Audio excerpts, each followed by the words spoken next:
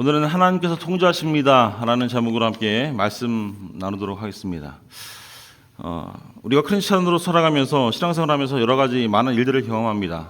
우리가 크리스천으로 산다고 해서 하나님께서 늘 평안함 가운데 또 좋은 것으로 또 풍성한 것으로 우리가 쉽게 그 삶을 살 수 있도록 모든 일들을 편하게 순탄하게 만들어주지 않는다는 사실을 우리는 알고 있습니다. 그리고 그것을 경험하죠. 어느 때는 좋은 일이 있고요, 좋은 일이 있다면 나쁜 일이 있습니다.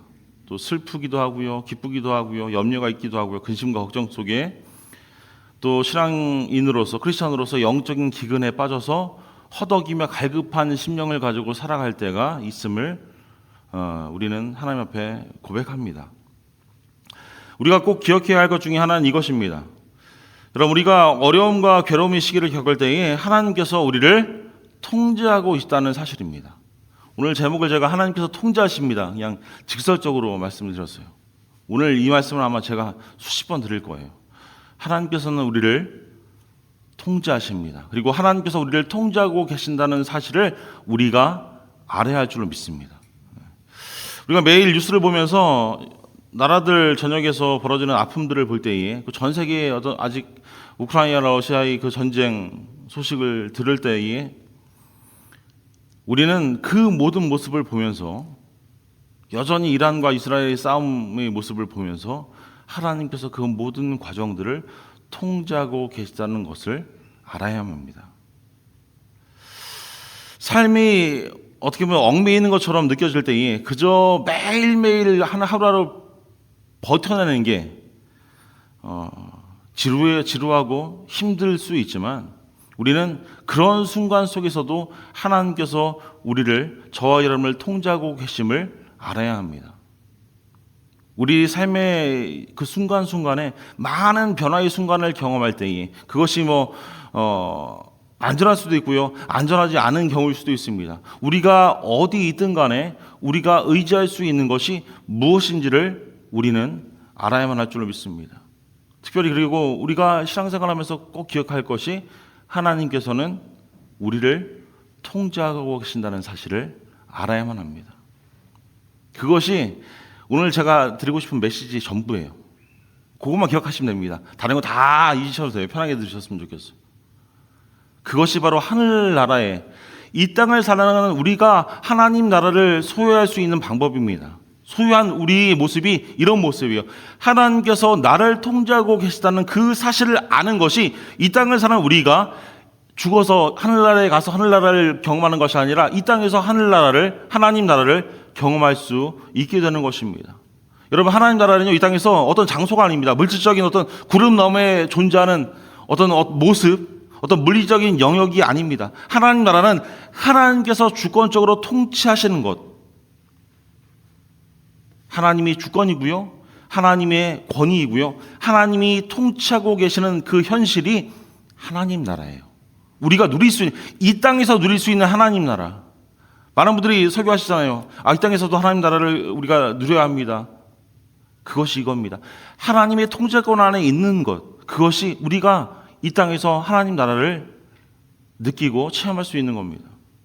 마가복음 1장 15절에 예수님의 사역의 시작에서 이렇게 말씀하시죠. 하나님의 나라가 가까이 왔다라고 말씀하십니다. 예수님은 하나님께서 통제하고 있다는 그 모든 것들을 이렇게 표현하시는 거예요. 하나님 나라가 가까웠어. 하나님께서 모든 것을 통치하시고 이제 하나님의 나라가 너희들 가까운데 온 거야. 예수님을 통해서 우리에게 선포하시는 겁니다.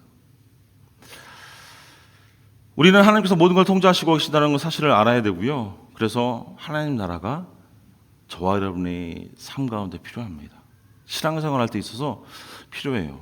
그래서 예수님은 사역 내내 하나님 나라에 대해서 선포하시죠. 여러 가지 많은 비유들을 말씀하시면서 씨 뿌리는 비유, 누룩의 비유, 가라지의 비유, 여러 가지 많은 값진 어떤 진주와 그물에 대한 비유, 많은 비유를 통해서 하나님 나라를 가르치셨습니다. 예수님, 우리가 하나님 나라가 어떤 것인지 어느 정도 이해할 수 있도록 많은 가르침을 주셨는데 그 중에 하나가 오늘 본문의 말씀이에요. 그래서 예수님께서 말씀하셨죠. 그중 어느 것도 하나님 나라를 완벽하게 설명할 수 없었습니다. 하나님의 통치를, 하나님의 통제를 어떻게 설명할 수 있겠습니까? 그것이 우리의 삶, 아니 예수 그리스도가 그 세상에서 그 삶으로 입증되었기 때문에 예수님은 우리가 예수님의 같은 경험을 통해서 우리가 잘 하나님 나라를 해석할 수 있도록 돕기 위해서 작은 그림을 우리에게 허락하시는 거예요. 그래서 그 그림, 그 비유들을 보면서 우리가 하나님 나라는 이런 거구나, 하나님 나라에 대해서 예수님께 이렇게 설명하셨는데 이런 모습이구나를 전부는 아니지만 작게나마 우리가 누릴 수 있는 겁니다. 그리고 그것들을 우리가 예화라고 이야기하죠. 비유라고 이야기하는데 쉽고 우리가 이해를 위해서 예수님께서 이런 방법들을 사용하셔서 우리에게 설명하십니다. 그런데 예수님께서 이런 비유를 사용하실 때에 오늘도 씨 뿌리는 사람의 비유를 통해서 우리에게 하나님 나라를 설명하시는데 우리는 이 비유를 말씀을 보면서 이 비유가 너무 쉬워서 그냥 넘길 때가 있습니다. 아 그래? 그렇구나. 너무 단순하다고 생각해서 실제로는 그것들을 우리가 잘 듣지 못합니다. 그냥 넘깁니다. 가라지의 비유도 넘기고요, 값진 진주의 비유도 넘기고요, 그물의 비유도 넘기고요. 우리가 알고 있는 비유, 모든 비유를 우리가 다 잘 알고 있습니다. 하지만 그 가운데 숨겨진 중요한 하나님 나라의 비유인데 하나님 나라라는 사실을 잠깐만 잊어버립니다. 오늘 말씀에 인용해 보면요, 하나님께서 우리를 다 통제하고 계신다는 그 사실을 예수님께서 우리에게 가르치시기 위해서 수많은 비유와 수많은 이적들을 보여주셨음에도 불구하고 우리는 하나님의 나라라는 그 개념, 하나님의 통제라는 그 사실을 잊어버린 채 살아가는 것이 저의 모습이고 우리의 모습인 줄로 압니다. 때때로 우리는 우리 삶에서 무엇인가에 집중해서 무엇인가를 열심히 바라보다가 실제로 나의 삶 가운데 무슨 일이 일어나고 있는지, 나의 삶 가운데 지금 닥쳐있는 일이 무엇인지를 놓쳐버릴 때가 있습니다. 오늘 말씀 우리가 다시금 돌아보면서 이 짧은 하나님 예수님께 허락하신 이 비유를 통해서 하나님 나라에 대해서 예수님께서 말씀하신 이 단순한 그 예화 속에서 우리는 실제로 무엇을 보아야 하겠습니까? 그리고 이 비유를 보면서 우리는 우리 자신의 삶을 위해서 무엇을 배울 수 있을까요? 짧은 말씀입니다. 오늘 4절밖에 안 돼요. 4구절밖에 안 됩니다. 오늘 방금 본 말씀을요, 다시금 제가 새 번역으로 봉독해 올리겠습니다. 26절로 비교해서 한번 들어보세요. 또 예수님께서 말씀하십니다. 하나님 나라는 이렇게 비유할 수 있습니다. 어떤 사람이 땅에 씨를 뿌려놓고 밤낮 자고 일어나고 하는 사이에 그 씨에서 싹이 나고 자라지만 그 사람은 농부일 수 있겠죠. 씨를 뿌린 그 사람은 어떻게 그렇게 되는지를 알지 못합니다. 땅이 저절로 열매를 맺게 하는데 처음에는 싹을 내고 그 다음에는 이삭을 내고 또 그 다음에는 이삭에 알찬 나달을 냅니다. 열매가 익으면 곧 낫을 냅니다. 추수 때가 왔기 때문입니다. 이 말씀 무슨 뜻입니까? 곰곰이 한번 이 4구절을 살펴보시면요, 이 말씀은 농부에 대한 이야기입니까? 잘 보시면요, 씨 뿌리는 비유에 대한 이야기가 나오죠. 길가에, 돌짝밭에, 가시밭에, 옥토에 떨어지는 씨 뿌리는 이야기가 전반전에 나옵니다. 그러니까 후반전에 또 보시면 26절로 씨를 뿌리는 사람에 대한 이야기가 나와요. 오늘 말씀을 보시면요, 이 말씀을 곰곰이 보시면 이 말씀은 농부의 포커스가 맞춰 있지 않습니다. 이 말씀을 좀 잘 넘기는 경향이 있는데, 잘 보시면요, 이 말씀은 농부에 관한 이야기가 아닙니다. 농부에 대한 이야기는 많이 나오지 않고요. 마가가 이 말씀을, 이 이야기를 표현하는 이 방식을 보면요, 농부와는 완전히 거리가 멉니다. 잘 보세요. 농부가 어떤 사람이 씨앗을 뿌리는 이야기가 나오는데, 이 마가가 26절에 또 이르시되 하나님의 나라는 사람이 그 어떤 농부가 씨를 땅에 뿌린 것 같다고 이야기합니다. 근데 이 뿌림이라는 원어적 의미는요, 그냥 밭을 잘 일구고 하나씩 심는다는 의미가 아니라 그냥 막 던진다는 의미예요. 흙 뿌린다는 의미입니다. 먼지처럼 흙 뿌린다는 의미예요. 씨앗을 그냥 부주의하게 확 던져버리는 것을 의미합니다. 그래서 하나님 나라는 어떠한 사람이 씨를 땅에 확 뿌린 것 같으니, 부주의하게 던진 것 같으니 아무렇게 던지는 거예요. 이 모습을 보면서 이 사람이 정말 농부구나.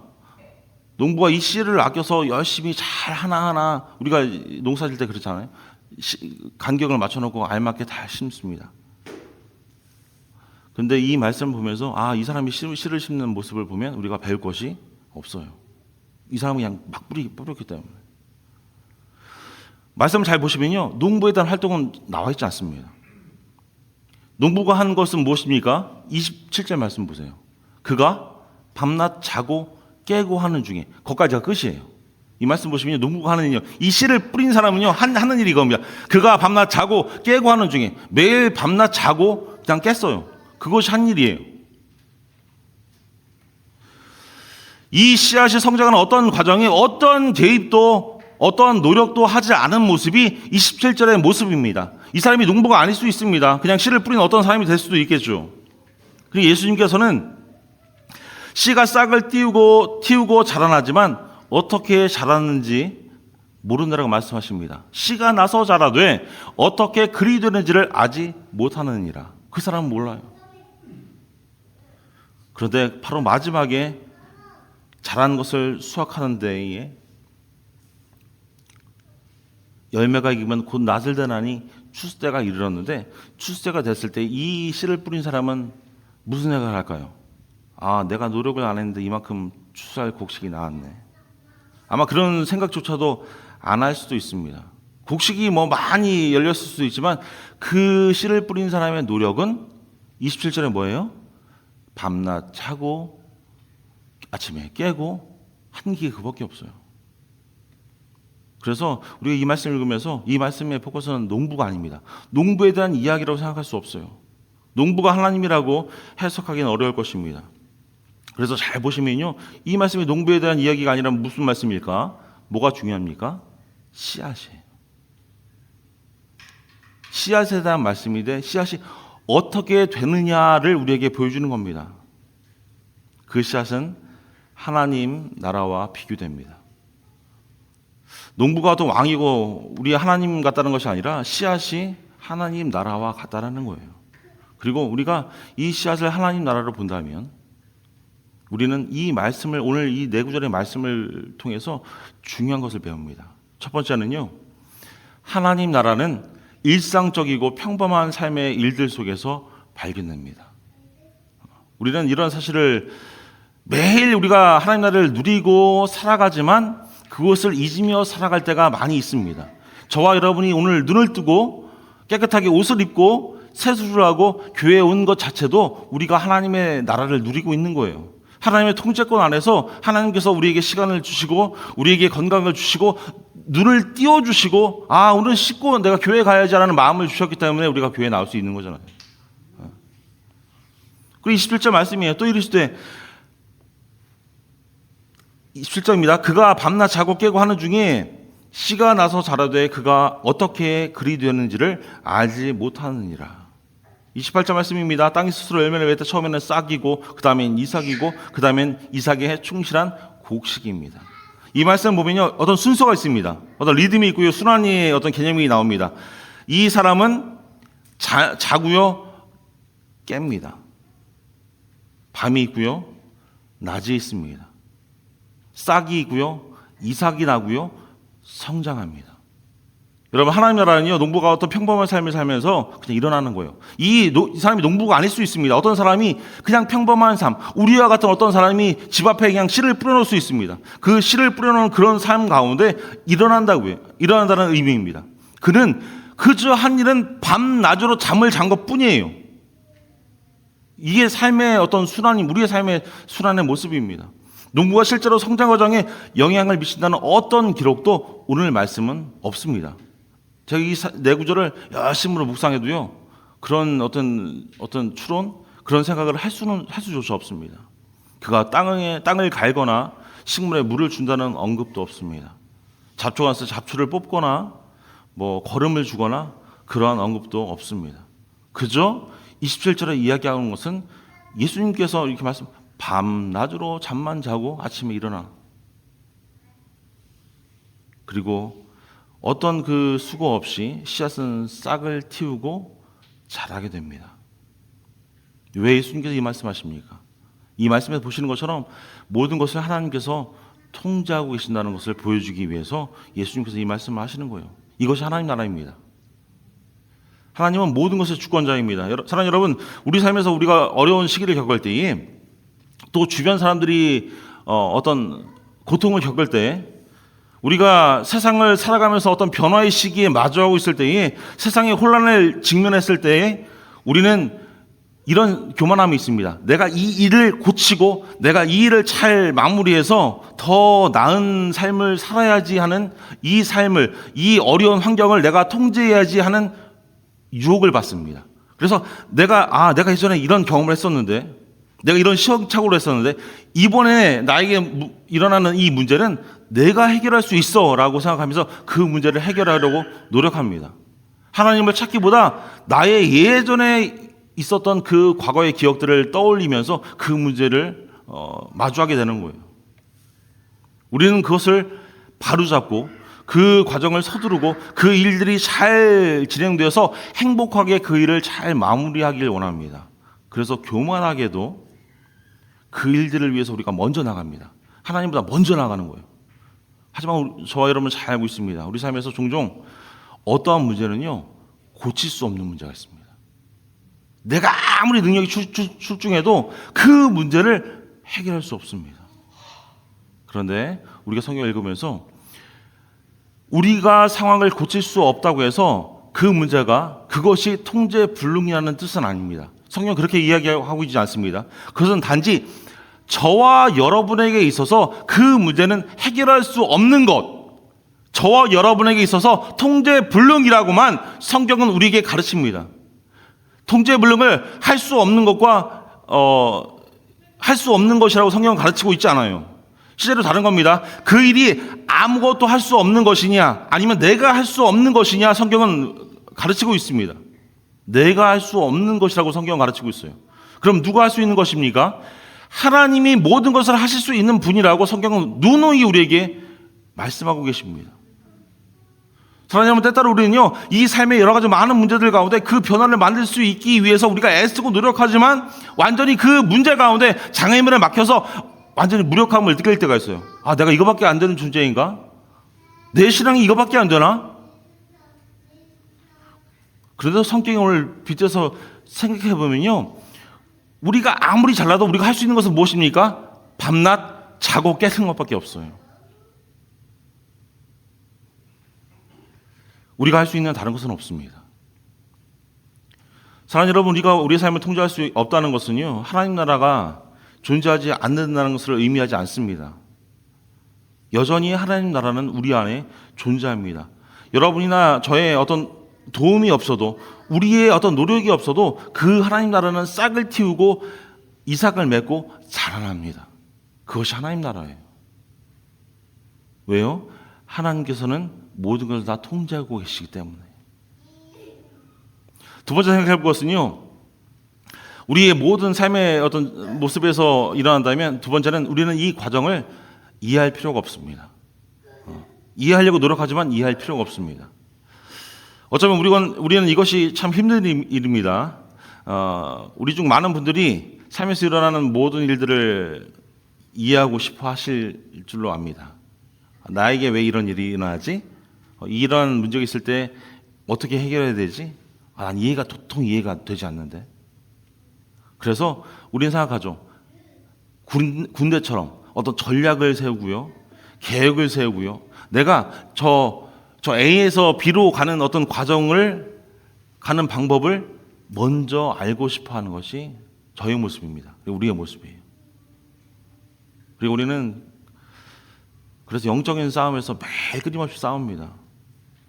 왜냐하면 하나님께서 나를 어디로 인도하시는지, 그리고 거기에 도달하기 위해서 무엇을 해야 되는지에 대해서 확실한 이해를 얻기를 원하기 때문이에요. 우리가 처음에 신앙생활하면서요, 가장 어려워하는 부분 중에 하나가 이거예요. 하나님께서 나를 이끄신다고 하는데 하나님께서 나를 어디로 이끄시지? 내가 수십 년 신앙생활을 했는데, 내가 모태생활부터 열심히 하나님을 믿고, 내가 어떤 중생의 체험을 하고 열심히 하나님을 믿고 있는데, 하나님이 도대체 나를 어디로 이끄시려고 나를 지금 이 자리에 놓으셨지? 어디까지 도달하기 위해서 내가 무엇을 해야 하지? 그런 이해가 되길 원합니다. 하나님께서 그래 너 1, 2, 3, 4, 5 이 5가지만 하면 돼. 내가 원하는 그거야. 하나님께서 친히 우리에게 말씀해 주시면 쉬워요. 하지만 그렇지 못하잖아요. 아마도 여러분 중 일부는 저와 같을 줄 압니다. 이런 생각을 하실 거예요. 하지만 오늘 본문의 농부는요, 그렇지 않습니다. 예수님은 단순히 씨앗은 싹이 나고 자라지만 그는 어떻게 그 씨앗이 자랐는지 모른다라고 말씀하고 계시는 거예요. 지금 우리가 그 농부라면 어떻게 했을까요? 그렇게 막 씨앗을 뿌렸을까요? 우리가 농사 지시는 분 계시죠? 우리 가족들 중에 어떻게 합니까? 잘 거름도 주고요, 흙도 잘 경작하고요, 건강하게 그 땅을 잘 만든 다음에 씨앗도 알맞게 몇 개씩 알맞게 공간을 두고 씨앗을 심고 물을 주잖아요. 그 다음에 결실을 기다리는 게 일반적인 상식 아닙니까? 내가 열심히 노력하고 내가 열심으로 그 어떤 그 매뉴얼을 잘 파악하고 그 씨앗을 길렀을 때에 열매가 많이 열릴 거야라는 기대를 가지고 우리는 심습니다. 하지만 오늘 말씀처럼 이 농부처럼 그냥 씨앗을 던져놓고 씨앗을 심었다면 우리 마음과 어떤 마음이 있을까요? 불안하지 않겠어요? 이 씨앗이 자랄까? 이 씨앗이 오늘 그냥 햇빛에 다 죽지 않을까? 물은 먹을 수 있을까? 땅에 씨앗 그 뿌리는 좀 내릴 수 있을까?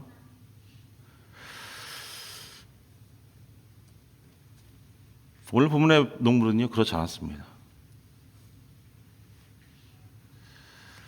어쩌면 우리보다도 더 큰 믿음이 있어서 그냥 씨앗을 뿌렸을 수도 있겠죠.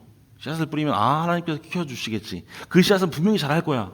잡초도 저렇게 자랐는데 내가 건강한 그 씨앗을 던졌는데 그 씨앗이 살지 않겠어? 어쩌면 그런 믿음을 풀 수 있어요. 그런 어떻게 될지 모르지만 그것이 일어날 것이라는 것을 알고 있었을 겁니다. 다시 말씀드리지만 사랑하는 여러분, 우리가 하나님께서 주시는 그 많은 일들이 있고요, 우리 삶에 일어나는 많은 일들 가운데 우리가 할 수 있는 것은 밤낮 자고 일어나는 것뿐입니다. 왜 목사님이 계속 자고 일어나는 것 말씀하시지? 우리가 할 수 있는 게 그거밖에 없어요. 이 네 구절을 아무리 깊이 봐도요, 우리가 할 수 있는 것은 밤낮 자고 일어나고 아침에 일어나서 감사하는 것뿐입니다. 사랑하는 여러분, 다시 말씀드리지만 이것이 우리가 하나님의 통제로 들어가는 것이 아니에요. 우리는 무엇인가가 어떻게 작동하는지를 알아야만 한 걸음을 내딛는 것이 우리의 습관입니다. 모르는 것은 안 가려고 하고요, 불편한 것은 안 하려고 하는 것이 저 여러분들의 모습이죠. 그리고 그 일들을 통제할 수 있어야만 하려고 하는 것이 우리의 모습입니다. 근데 우리의 인생 여정길을 보면요, 하지만 우리는 단언컨대 통제할 수 없습니다. 저와 여러분은 통제할 수 없습니다. 그러나 하나님은 우리의 삶을 통제하고 계십니다. 아멘. 네. 우리의 삶, 현재의 많은 영적인 싸움들, 현재의 불안을 보면서 하나님, 이 혼란 속에 도대체 하나님은 어디 계십니까? 이렇게 아침에 기도할 때가 있습니다. 왜 이런 나에게 어려움을 주십니까? 꼭 어려움을 주실 때 소리쳐 기도하죠. 더 흥분하면서, 그죠? 기쁠 때는 조용히 기도하죠. 그리고 이야기합니다. 하나님, 도대체 이해가 안 됩니다.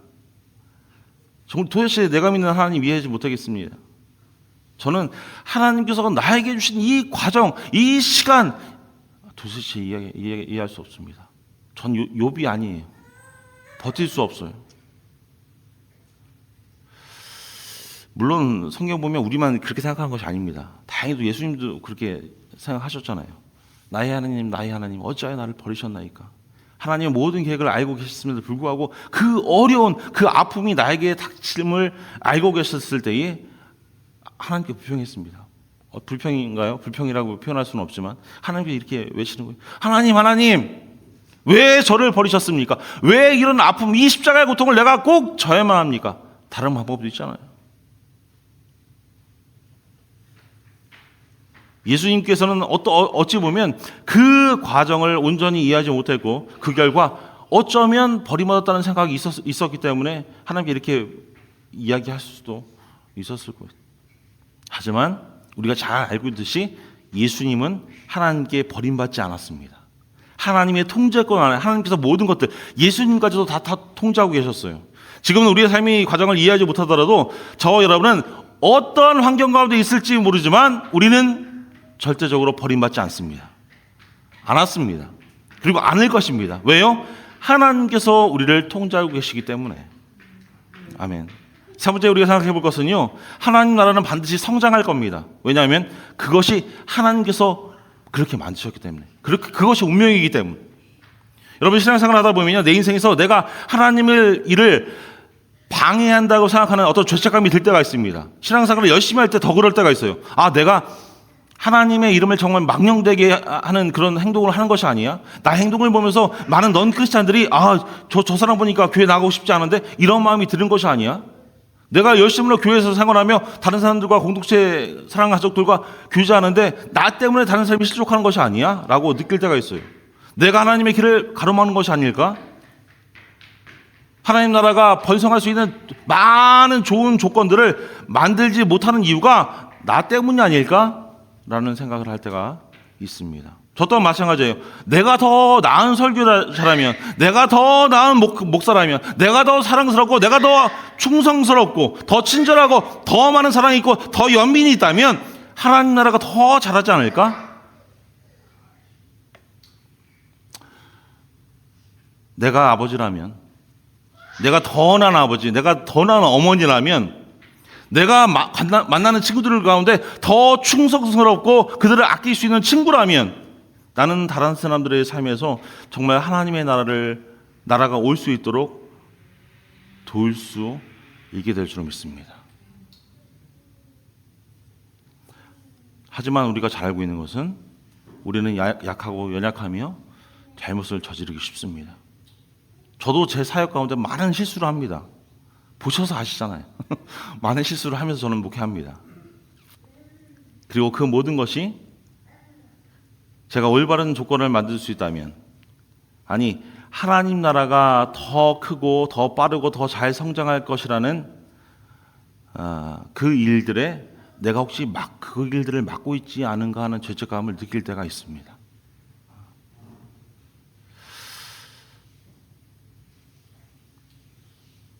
하지만 그것은요, 저와 여러분에게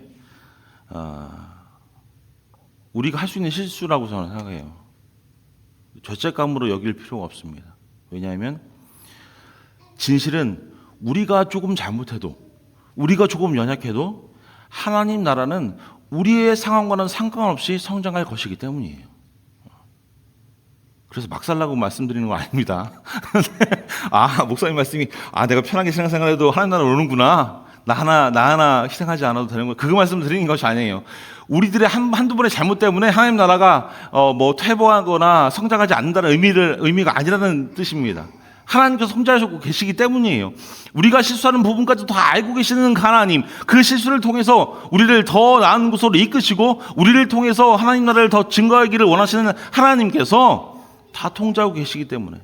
그래서 오늘 이 비를 보면서 예수님께서 말씀하지 않는 것을 보십시오. 이 씨앗을 위해서 예수님께서 아무 말씀도 안 하십니다. 씨가 나서 자라되 어떻게 그리 되는지를 예수님께서 모른다고 말씀하세요.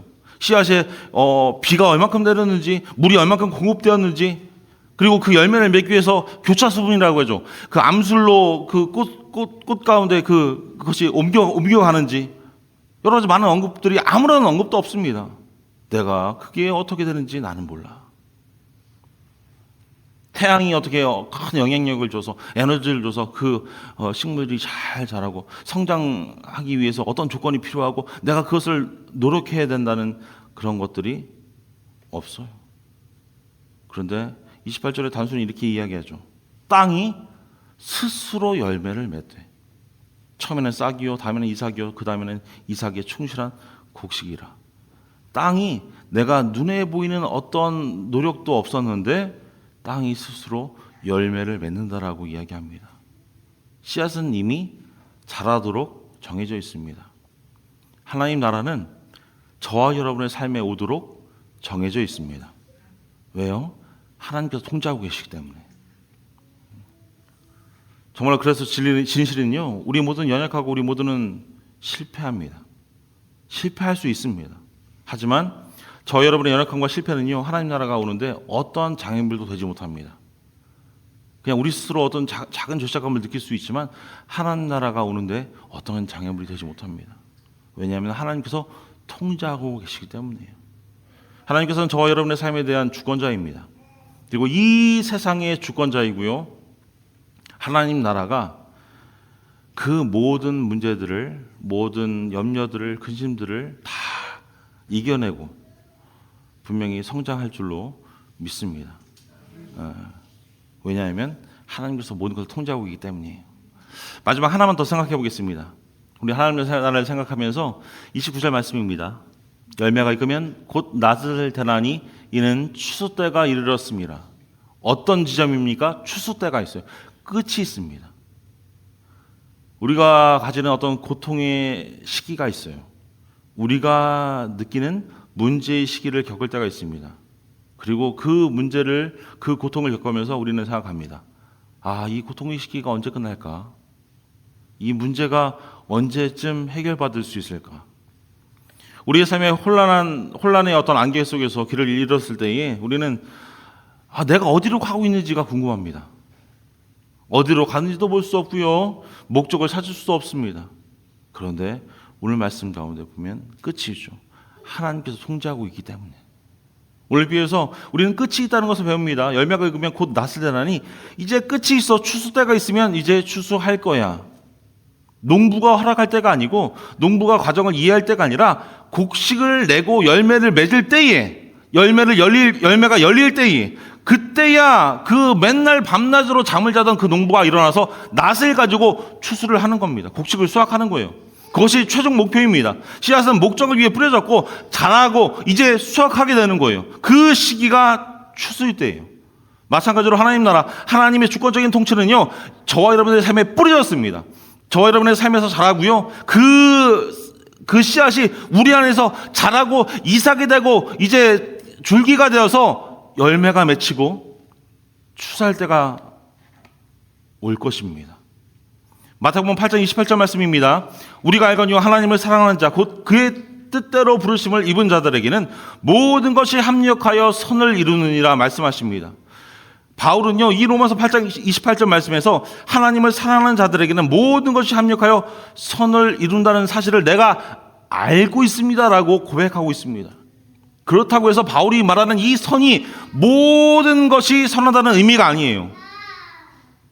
하나님이 모든 것 안에 계시거나 우리가 모든 것 안에서 하나님을 찾아야만 한다는 의미도 아닙니다. 때때로 우리의 인생은요, 어느 면에서 잔인합니다. 정말 잔인해요.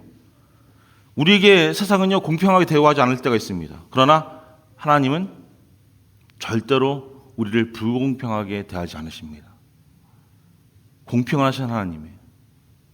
로마서에서 바울을 통해서 하나님께서 약속하신 것은요, 모든 힘든 경험, 모든 잔혹한 경험, 모든 고통과 상처와 모든 기쁨과 모든 알 수 없는 것들, 어떤 헤아릴 수 없는 것들이 언젠가는 다 함께 모아져서 우리의 유익을 위해 그 모든 고난도, 고통도, 염려도 다 모아져서 우리의 유익을 위해 하나로 모아질 것이라는 거예요. 그것이 최종 목표입니다.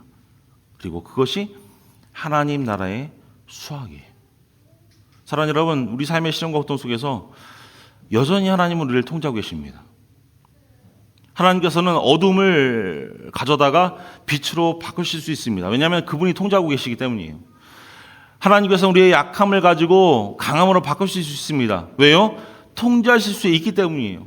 하나님께서는 죽음을 가져다가 생명으로 바꾸셨습니다. 왜요? 어떻게 해요? 하나님께서 통제하실 수 있었기 때문에. 그래서 지옥의 굴레를 하나님의 천국의 영광으로 하나님께서는 우리를 위해서 바꾸셨습니다. 그리고 바꾸실 수 있습니다. 추수의 때에 낫을 들고 추수할 겁니다. 하나님께서 다 통제하고 계시기 때문이에요.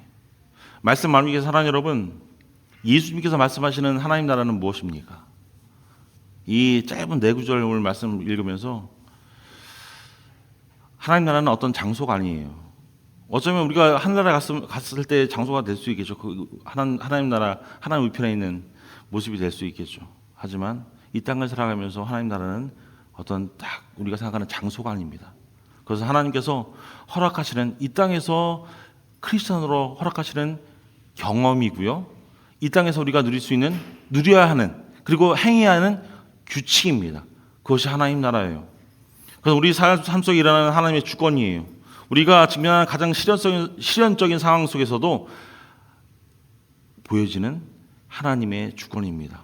하나님 나라가 가까웠습니다. 다가왔습니다. 하나님께서 여전히 우리 가운데 통제하고 계시기 때문이에요. 그래서 우리는 평범한 삶 속에서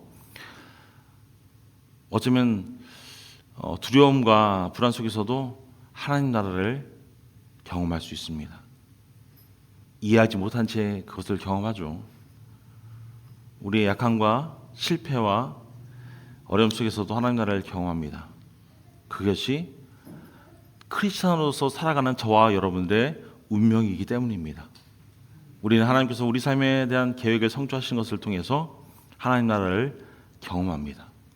우리는 하나님 나라를 경험합니다. 매일 경험합니다. 왜냐하면 하나님께서 우리를 통치하고 계시기 때문이에요. 바라기는 정말 하나님의 통치 아래 늘 하나님 나라를 누리시는 사랑하는 가족들 다 될 수 있기를 주님 이름으로 축원합니다. 기도하겠습니다.